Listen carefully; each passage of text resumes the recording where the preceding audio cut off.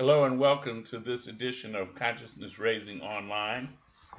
And I'm going to jump into this quickly because there's a lot of information I want to try and share today. No, I'm not going to try, I'm going to do it.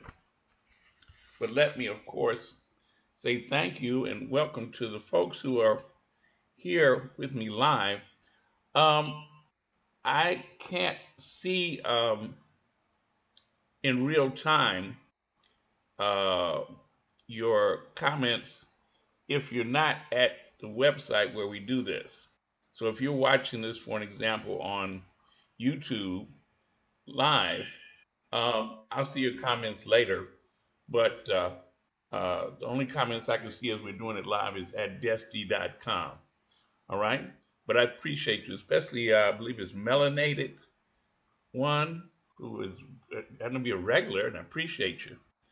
And of course, Miss Drea and Clyde and Shaka 64 and the others who joined me live. Thank you. Um, the reason why I've called this, named it the way I have, Aboveground Highway, the true story of the Underground Railroad, Drapetomania, and the Fugitive Slave Act.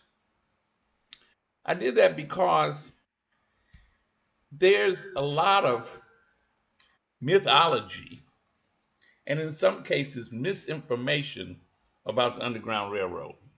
And I wanted to clear up some of it, or at least add some information.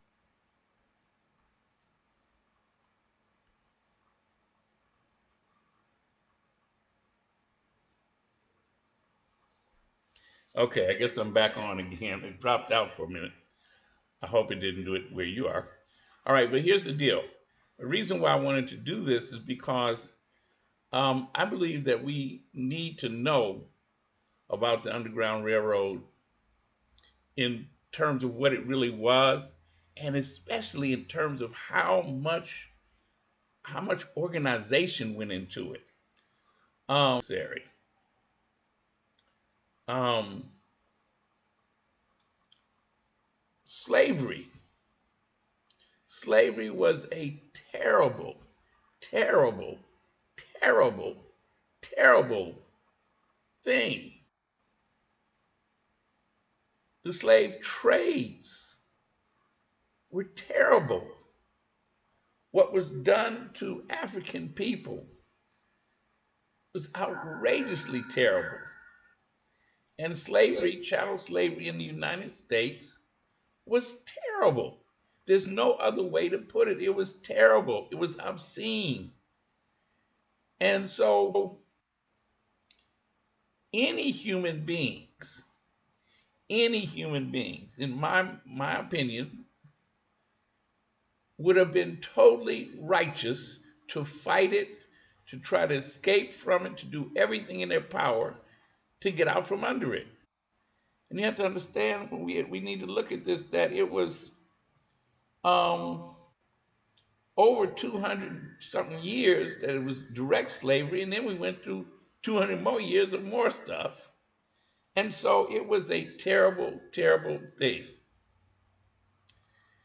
Men were hung from trees and left for buzzards and crows. Now, these are people who tried to escape, okay? Women were carved open to the bones with cat o' nine tails. Bodies alive and dead were roasted on fires. Feet were cut off to prevent escapes, hands cut off. There was torture, there was rape, there was everything you can think of done to black people, to African people, to enslave them and keep them enslaved. Um, hmm. A slave who escaped and made it about 20 miles before being hunted down is whipped for the entertainment of guests, men and women, of the plantation owner before being castrated, doused with oil, and set on fire. These are the kind of things that they did for entertainment. And then you had a dude, and I gotta mention this, I'll mention this here. There was a dude, um, 10 years before the Civil War, which would have been 1853, 1850-ish. There was a series of articles entitled Diseases and Peculiarities of the Negro Race. This was to give direct and practical bearing upon the 3 million people who were at that time enslaved in the United States. And the value of those people in terms of property at that time was over $2 billion. There was a so-called distinguished New Orleans physician named Samuel Adolphus Cartwright, who described in precise anatomical terms the reason for black people's supposed laziness. He said there was deficiency of red blood in the pulmonary and arterial systems, a love of dancing, which he said profuse distribution of nervous matter to the stomach, liver, and genital organs, and exceptional dislike of being whipped. He said skin as sensitive when they are in perfect health as that of children. But one of the primary things that he was pushing was what he called a medical condition called drapetomania, which he said was the disease causing Negroes to run away. Let me say it again, because I know some people have heard of this, but you need to understand this was a alleged doctor who was writing and talking about this alleged disease, drapetomania. It was a disease causing Negroes to run away. And he said this affliction had 2 effective cures: treating one's slaves kindly but firmly, and if that didn't work, whipping the devil out of them. Now, I don't know about you, but if all of this stuff was happening, and then they had so-called doctors and scientists claiming that we had a disease if we wanted to run away, all I know is I'd be running away again and again until I got it done. So now, afterwards, after slavery, we believe that it was found out that there was a so-called Underground Railroad. And this Underground Railroad was supposed to be a clandestine organization of abolitionists, and some history said many of them were Quakers, And they used covert methods, tunnels, trapdoors, concealed passageways, and secret signals to help convey enslaved Africans to freedom. Let me get into some of the things that are true and not true.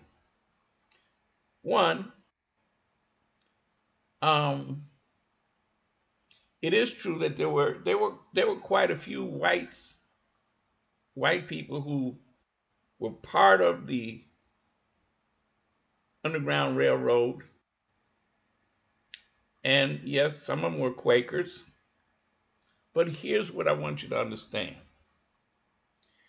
it was actually a very organized but decentralized process of enslaved Africans getting to freedom. It was not an underground railroad. It wasn't underground in the sense that the entire process was not underground. It was actually above ground and in many areas right out front. It wasn't hidden at all. Now you say, well, how could that be? Well, I'm gonna break it down how that could be. We need to understand that yes, there were places where people were hidden out and all of that, sometimes in tunnels and under houses and all kinds of things. But the above ground highway, that's what I call it, the above ground highway was all over. It was all over. It was everywhere. Now, what you're seeing now are some graphics of some of the maps that show the routes supposedly of the Underground Railroad. And one of the things that I don't want you to get from these maps is the idea that it was organized in the sense that there were like signs and stuff. Here's a route to the Underground Railroad. No, think of it like this: every single road, pathway, trail possible, the enslaved Africans used to get away from their plantation and from their owners. And this happened from the beginning almost of chattel slavery in the United States to the end. In other words, just as there were rebellions going on here and there, everywhere, all during slavery, there was always Africans trying to get away. Think about that again, what I just said. Every road, pathway, trailway, if it was going somewhere away from the plantation, slaves was taking it. Mostly at night, but sometimes they went in the day. They were always trying to escape. So that's what I need for you to understand. It was that widespread. It wasn't just some kind of organized little thing. And yes, and we'll talk about Harriet Tubman in a minute, because she was doing what she was doing, but she wasn't the only one. And what she was doing was what a whole lot of folks were doing. They was getting up out of there. There were people like William Steele and William Lambert and George the Baptiste, Levi Coffin, Thomas Garrett, Calvin Fairbank, Charles Torrey, William Lloyd Garrison. I say their names because these are heroes in terms of the process of helping Africans, enslaved Africans, get away. And they didn't just go to Canada. They went everywhere they could go. They went to Mexico. They went everywhere to get away. Okay? And hey, Shaka 64, if I'm coming through clearly, put a 1 in the box there, because I'm seeing that there might be some slight interruptions sometimes, and it might be because there's storms here in Chicago when I'm doing this, and it also might be because the forces that we talk about don't like this subject. Hey, Miss Drea. So understand what was going on with the Underground Railroad process. That's why I call it above ground highway. Black people rebelled and black people escaped. Now, one of the interesting things is that during the time period um, between 1838 and 1860, 95% of the enslaved Africans who fled went alone or with one other person. They did have sometimes families that would go, but most of the time it wasn't. And the majority of people who escaped were young African males in their teens and 20s who would escape on their own. In fact, in actuality, Harriet Tubman, most of the people that went with her when she would go, they were young black males. So if you understand that this process was going on, that these Africans was getting it. And so what the government had to do, um, the government going back to 1793, actually it was in the Constitution. But one of the things that it was in the Constitution that um, slaves had to be returned to their owners. That didn't stop it though. And so in 1793, there was the Fugitive Slave Act of 1793. Keep this date in mind, where the Fugitive Slave Act, which was added to add more teeth to the Fugitive Slave Clause of the U.S. Constitution, it guaranteed the right of a slaveholder to recover an escaped slave. Now, one of the things that did was it put fugitives. The other thing that it did, it classified children born to fugitive slave mothers as slaves and the property of their mother's master for the rest of their lives. You see how they set that up?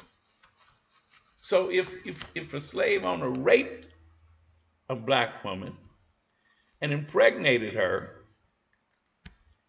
and she bore that child, then that child belonged to the owner of the mother for life. For life. Now that was the Fugitive Slave Act of 1793. And they did that because this enslaved Africans kept escaping any kind of way they could. Okay?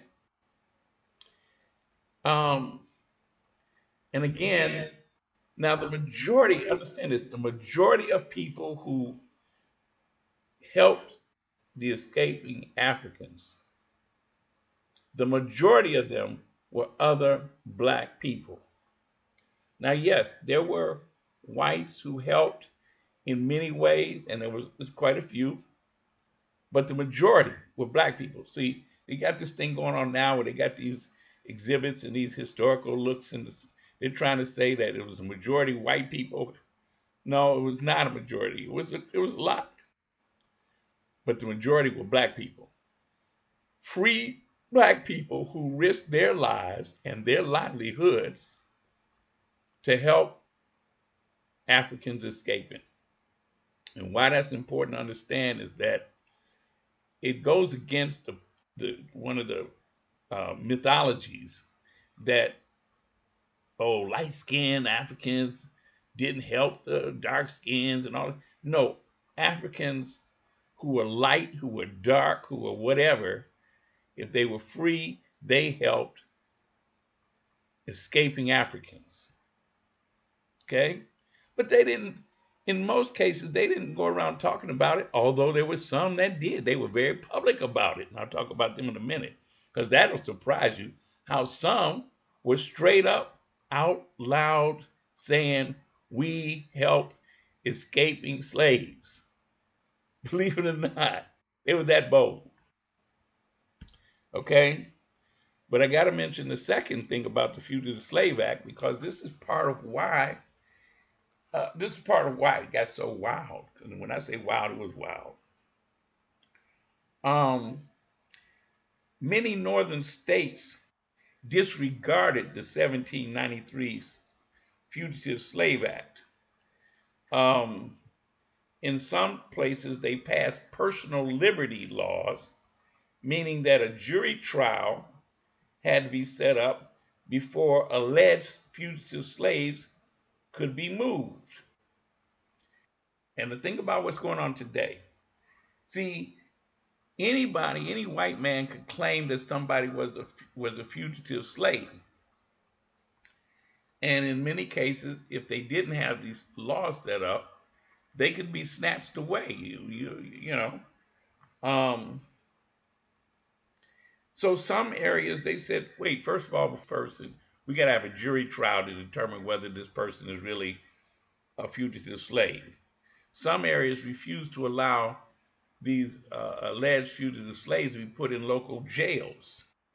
In some places, the assistance of state officials in the arrest or return of alleged fugitive slaves was forbidden. Okay?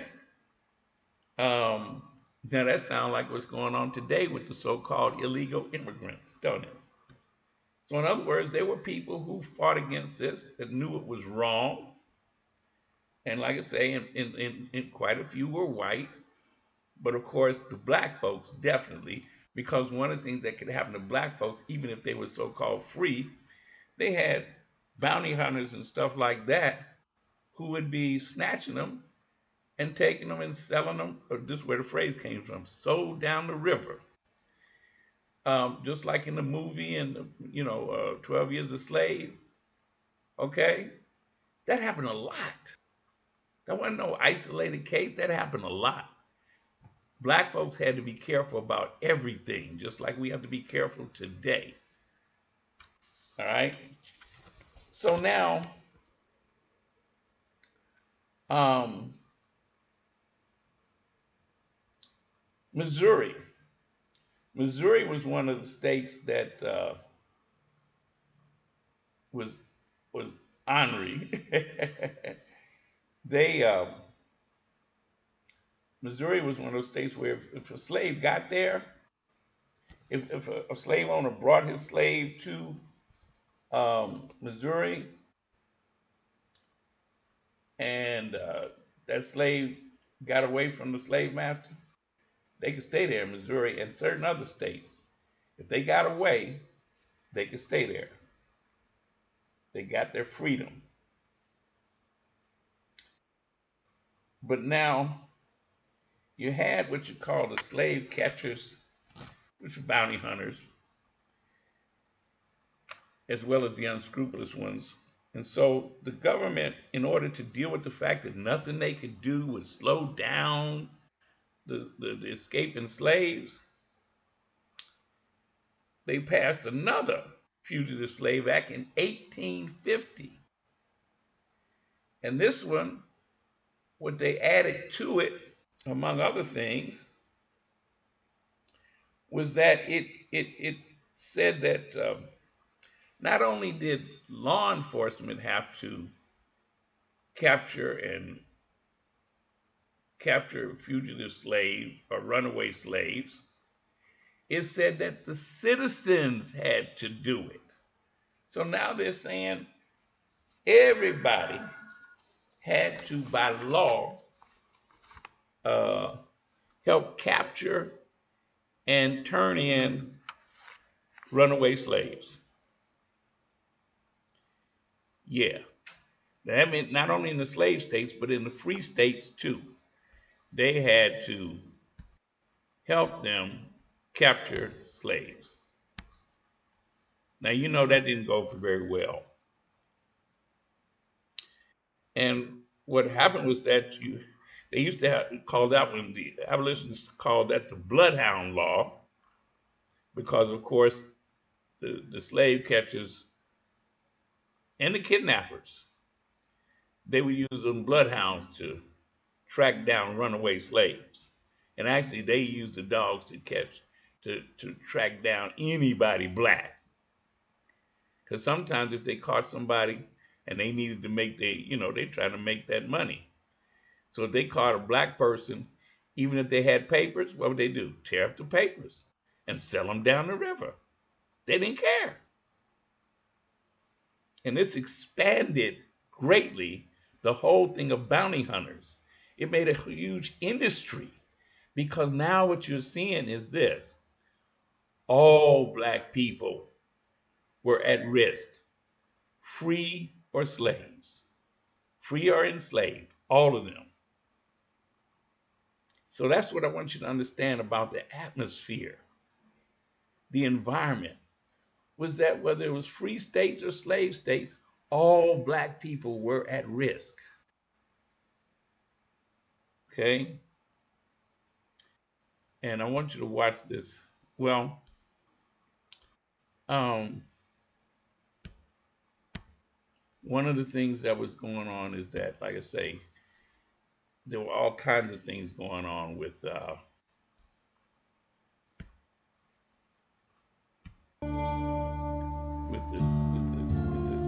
idea of running away and hiding.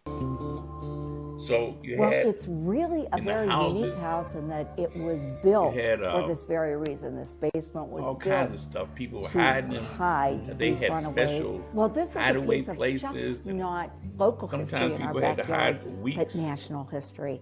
And in saving this house, we are preserving the story of those who set out from the South, stepping out on courage and faith, places to hide northward, and moved to freedom with only a star to guide them. And also courage on the part of those who opened their doors to these people to give them shelter. Because at that time, the fugitive slave law could jail you for 6 months and fine you $5,000 for aiding and abetting a runaway. Hidden away spaces. The Lathrop House was a station on the Underground Railroad. And there were many of those stations in Northwest Ohio, some in Maumee, Perrysburg, and Toledo. It has a geographic connection to the Haroon Barn on the Flower Hospital grounds. They followed 10 Mile Creek between one building and the other. Where we had one abolitionist in a city, there would always have to be at least another for backup. Get a good look at the Longs and the Joyces up here. Yeah. This is what makes this house unique. We know exactly where they stepped. The enslaved Africans on the plantations, they were always looking for opportunities, always looking for ways to get out. Every chance they got. And sometimes, and this was hard too, sometimes they had to leave their families, and when they left them, sometimes they had help. They had help. Even if sometimes they knew that they couldn't go, other slaves would help them. Yeah.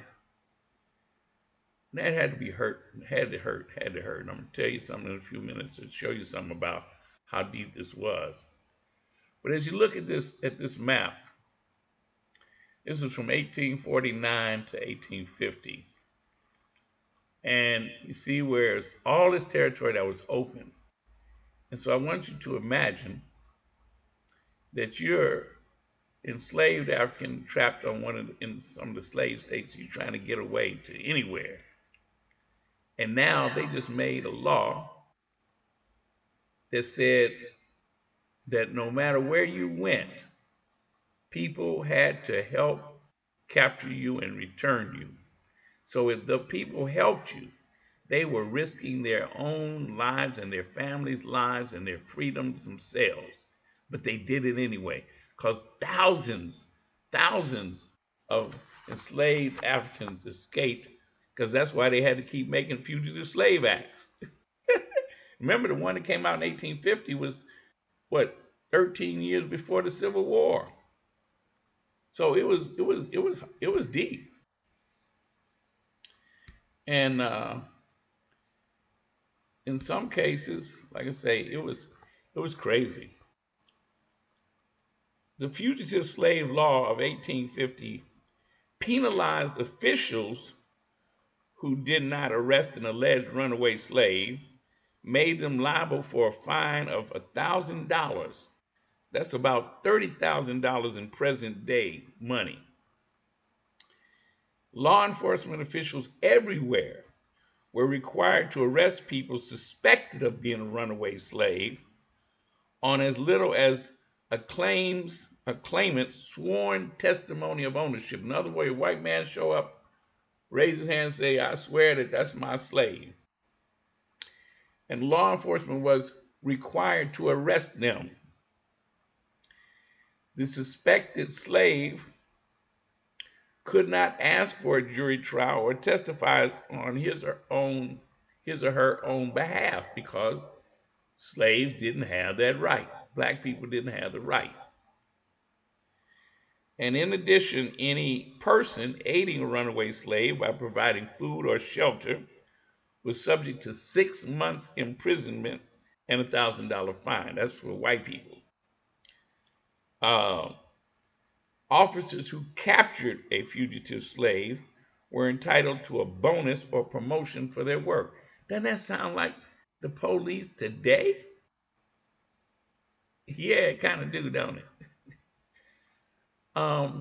So you had a conflict going on, and that's why I wanted you to understand this. There was a conflict going on between those who were, I'm talking about white people who were against slavery, and those who took part in all of the auxiliary stuff. They might not have owned slaves, but they was out there capturing them, transporting them, doing all kind of stuff, selling them. And just like their descendants today say, well, my family didn't ever own no slaves. But did they participate in the industry? Yeah, a lot of them did, didn't they? Okay.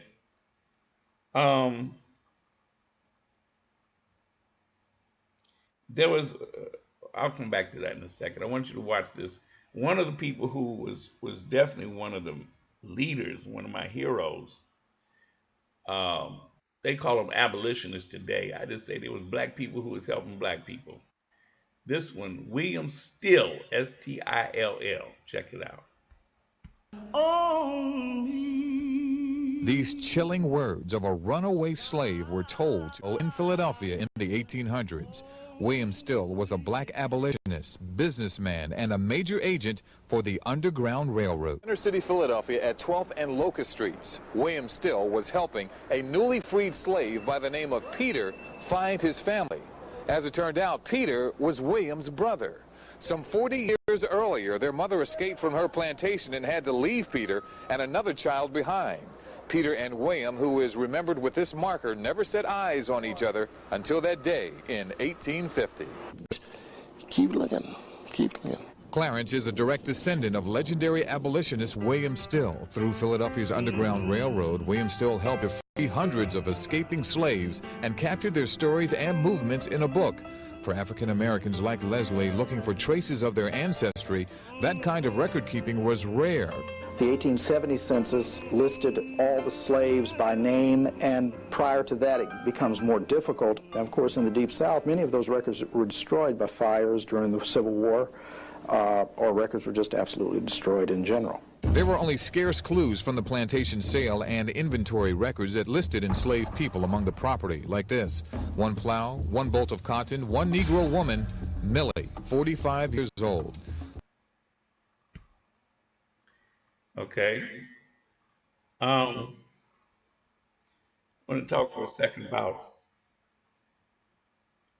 Shadrach Minkins. Shadrach Minkins was a fugitive slave from Virginia who escaped in 1850 and got all the way to Boston. He's known in terms of our history for being freed in a courtroom in Boston because some U.S. Marshals captured him under the Fugitive Slave Act of 1850. And members of the Boston Vigilance Committee freed and hid him. They took him out the courtroom away from them U.S. Marshals. And they hid him, helped him get to Canada, and he settled in Montreal where he raised a family. Now, 2 men were prosecuted in Boston for doing that, but they were acquitted by jury. And I love that story because they went in the courtroom and took that brother out of there. Okay? There was also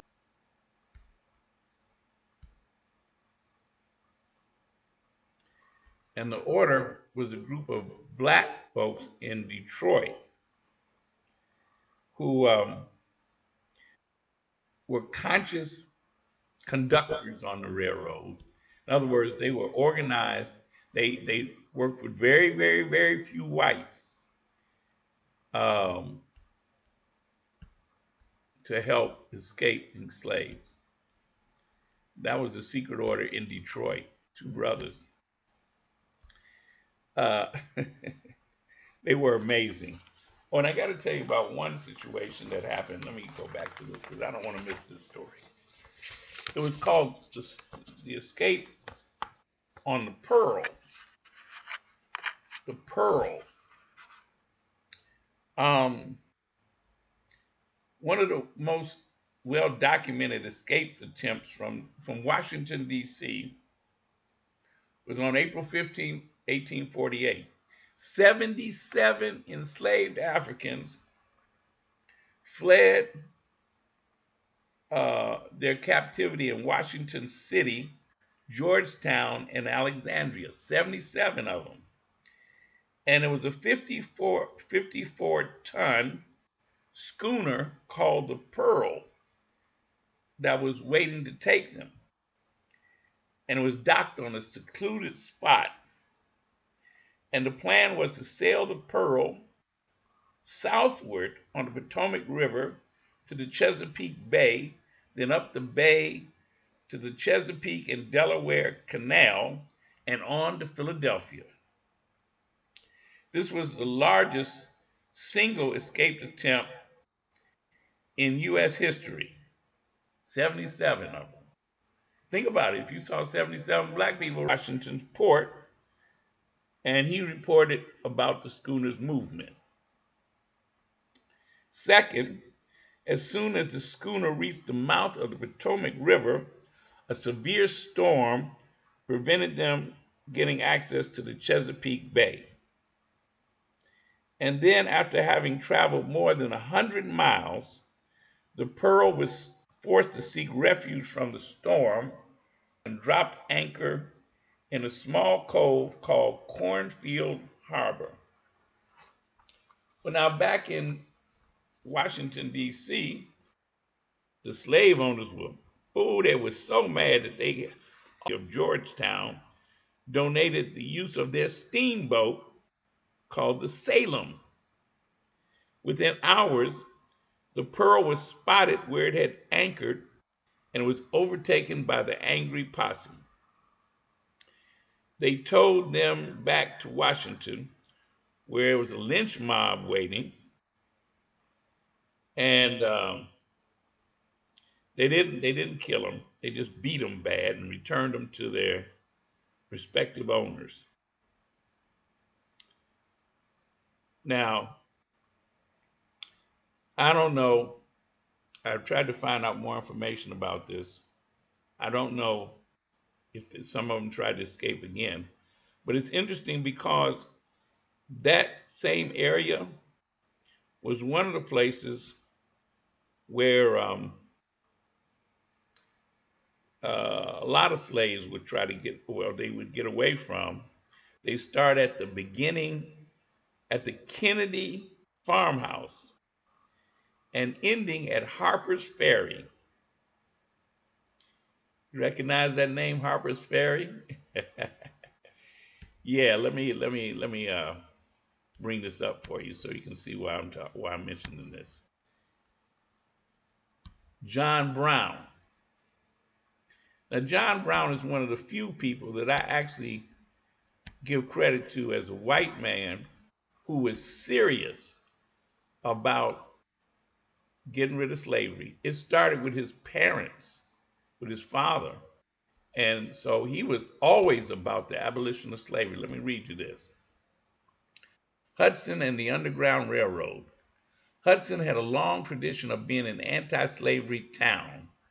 By 1826, records show that the town's founder, David Hudson, was hiding runaway slaves at his home. Early settler Owen Brown and his family helped organize the Underground Railroad in town. His son John, who spent over 20 years of his life in Hudson, grabbed national attention with his raid on the federal arsenal at Harper's Ferry on October 16, 1859, and his execution on December 2nd, 1859. At first, Hudson's citizens supported the colonization movement, but in the 1830s, many became abolitionists. The colonization movement was the idea of sending them back to Africa. The anti-slavery community became divided, a struggle which cast both Hudson and Western Reserve College into the national spotlight. Let me see. Oh, make sure I go to the second part, to the back. Owen Brown removed his financial support from the college and helped to form multiracial Oberlin College as an alternative. And Oberlin College is still today known as a very, quote, liberal college. And they have a curriculum which especially the right wing, they hate that.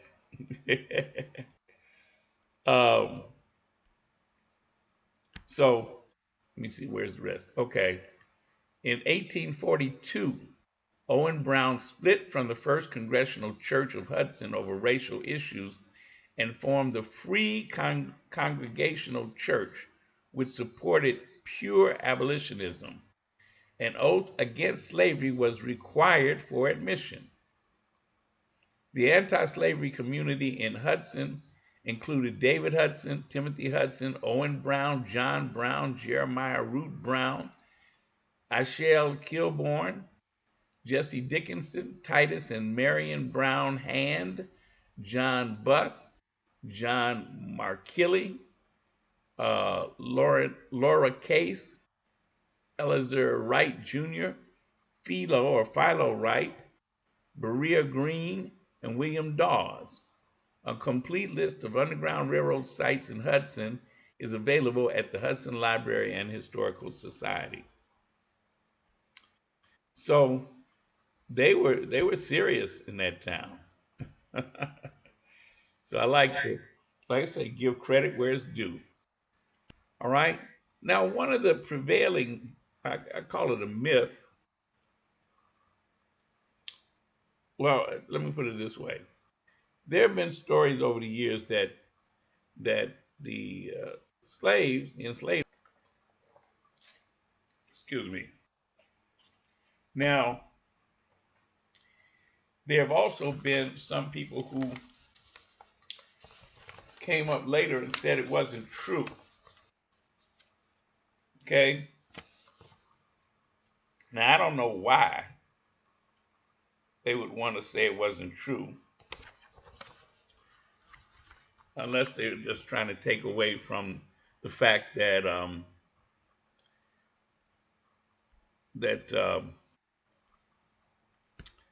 I don't know. Well, I guess it's trying to take away from the idea that Africans were more responsible for their freedom than white people. See, because that's one of the things that's going on even now with some of these folks, latter day white people who want to try and claim that the Underground Railroad was dependent upon white people. That wasn't true. Um, White people could participate, but black people's escape from slavery was all right. Now, um, one of the things that evidence has shown is that yes, they did use the quilts for signals and passing messages and different things, just like they also did it in their hair. Um, they braided their hair with messages. Now that's something the white people definitely can't get to. But I want you to check this out about the quilts. Quilts were often seen hung on a windowsill or across a fence. Slaveholders and overseers were not suspicious, but the story is that these quilts contained hidden messages. For example, the monkey wrench pattern meant gather tools for escape.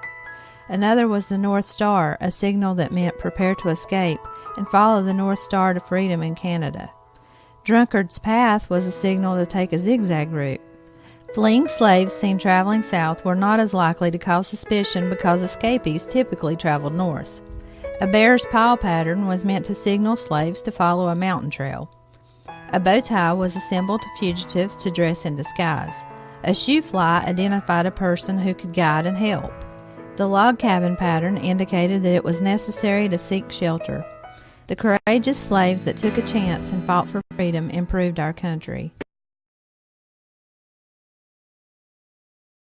So, again, I want you to understand that there was so much going on. And yes, they used quilts, they used the braided hair, because again, if we understand that the entire country, it was dangerous for black people, period. Okay? Now it was dangerous for the whites who helped, but it was a totally different kind of thing. It's just like today. There are white people who can try and aid in fighting racism, but it is totally different for black people. It's serious. It's serious. We lose our lives from being shot by the police, and all kinds of things, right? So we need to understand some of our heroes, like Frederick Douglass here, and of course Harriet Tubman. And Harriet Tubman, she was amazing. She was amazing. She was an escaped slave, but she decided she would go back into the slave states and bring out enslaved Africans who wanted to be free. She went at least 19 times. And there's other records that say she went even more than that. And that she helped hundreds of enslaved Africans get out. That's amazing. In fact, at one point, I think it was 1848, by 1848, there was a $40,000 bounty on her head. $40,000 in 1848, that's like $1 billion, right? And also, there's a story about her having a gun and that she threatened slaves. What she did was this: she understood how dangerous it was. And so, once you agreed to go, it wasn't no turning back, because of several things. One was, if you were allowed to turn back and go back and you got captured, or even if you didn't get captured but you went back and the slave master and them knew that you had gone on this route, they could make you tell how they went and help identify some of the people who might have been helping. So her thing was, no, if you agree to go, it's all the way. And before I let you go back, I will just drop you right here. And also, and this is the part that they don't like to talk about, but it's real, and that's this. If it was discovered that you were a traitor, that you were a plant, and they had people that would pretend to be running away so they could find out all they could about who was helping. If she discovered that you was doing that you was undercover, she'd drop you right there, and righteously so. You know. Yes, sir. I know that some people say, "Oh, that's terrible." No, it wasn't. She was risking her life and helping to free enslaved Africans who could lose their lives if they were caught. They do all kinds of things. What I tell you earlier, sometimes they cut off their foot. They do all kinds of things. One of the things they would do with a buck if he got caught running away, they would do. Here's one of them, and it's one of the most terrible things. They captured him and brought him back. The slave owner would strip him naked, tie him over a log with his, behind up, and then rape that man in front of the other slaves, including his woman, his children. Do that right in front of them. The worst kind of humiliation you could ask, right, to do to a man. And then let him live.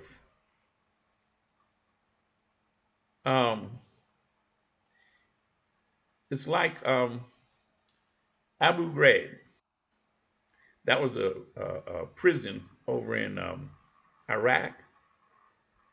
And if you remember, some photographs got out where they had taken some prisoners, Iraqi prisoners, stripped them naked, and forced them to be laying on top of each other and stuff, right? And then took pictures of it. For these Muslims, that was one of the most humiliating things you could do to them, to strip them naked, force them to lay on top of each other. And then they had women soldiers who were there making them do that. Now, these were American soldiers doing that to them. Where did they get it from? They got it passed down from slavery. Let me stop. Let me not get started. Okay. Because that's the kind of thing that just gets me angry. Oh, by the way, that graphic right there, this is William Still here. And I mentioned already about there's Frederick Douglass and Harriet Tubman. And there's another graphic there that's in the sequence. There's Harriet Tubman, and and that's why I don't. There was that talk about putting Harriet Tubman on a bill. That's Shadrach Minkins, the brother that they broke out of the jail, out of the courtroom in Boston. Oh, but I was talking about Harriet Tubman. There was some talk about putting her on an American currency. And, some folks thought that was real cool. I didn't. I don't think that's cool at all. The reason why is this. They call them dead presidents, right? It's not up to them to honor our heroes. Okay? It's up to us to honor our heroes. So if whatever we decide should be how we deal with it. Putting her on a dollar bill or a $10 bill, whatever it is, that's not an honor. It's not an honor.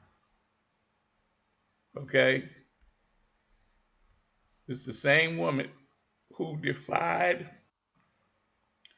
the laws. Because remember, there was laws, y'all. It was a law, the Fugitive Slave Act. That was written, passed for black people. Because we were the only ones who were slaves at the time. And it said that all citizens had to help capture and turn in escaped or runaway slaves. So they can't tell me nothing because these were federal laws, government laws. Okay? All right. I think that's about everything I wanted to cover. But I hope you got a better idea. You see, did I miss anything major? Um, in terms of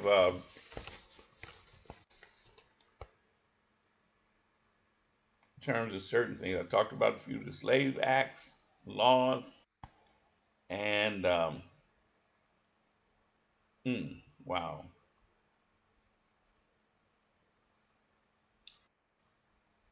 Yeah, let's see. Yep, I think I covered everything I wanted to cover. My objective was to get you to a point where you had a better understanding of what the so-called Underground Railroad was, so that we could better understand that when we are organized, we cannot be beat. We cannot be beat. When we're organized, we are unbelievable. And when this idea that there was ever a time during slavery when black people just accepted it, that was not true. We fought it tooth and nail every single day in every single way. If we wasn't rebelling, we was escaping. If we wasn't escaping, we were messing up the stuff on the plantation. We were a constant, quote, nuisance. And that's why they had all the laws and all of, look, remember, there was a time during slavery where in some slave states, all the men had to participate in slave patrols. And that meant at nights they went out, night and day, they had to go out riding around like the neighborhood watch. They were slave patrols. All the men had to participate. And you had to go out and stop every black person you see to make sure that they were not runaway slaves. Okay? So that's why even down to the day, there's this attitude among white men especially about wanting to be in your business because they used to being on slave patrol. Anyway, I'm going to close out. And I hope that this is recording okay because I want you to be able to, if it stopped on you while we were doing live, you can go back and watch it. And I hope that I did a decent job of giving you a better picture, a true story of what I call the above ground highway, which they have called the Underground Railroad, so that we have a better picture of how we have never just sat by and been slaves, all peaceful and stuff. And as always, I say, no justice, no peace, no love, KNOW.